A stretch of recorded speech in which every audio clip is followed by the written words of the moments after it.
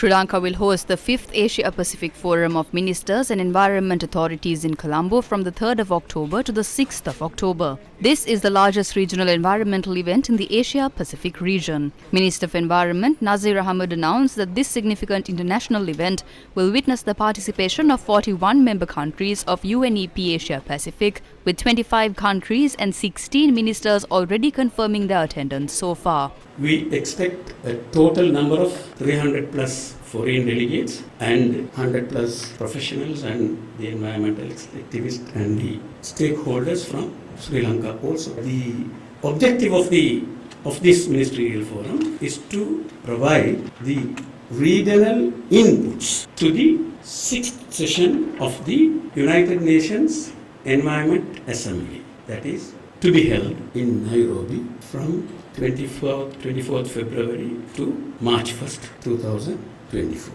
His Excellency, the President Ranil Wickremesinghe, to declare open the Ministerial Forum on 5th October and the chairmanship of this Ministerial Forum to be handed over to Sri Lanka at that event.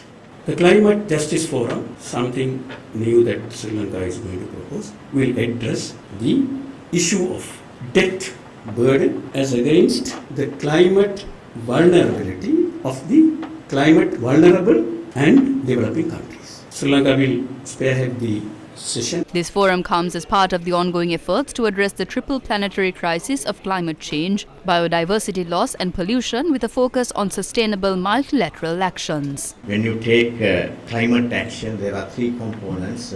One is mitigation, the other is adaptation, and then third is handling the loss and damages. So, of course, for a country like Sri Lanka, where we been, at the receiving end of impact of climate change, our forte is basically adaptation, that is as to how we adapt.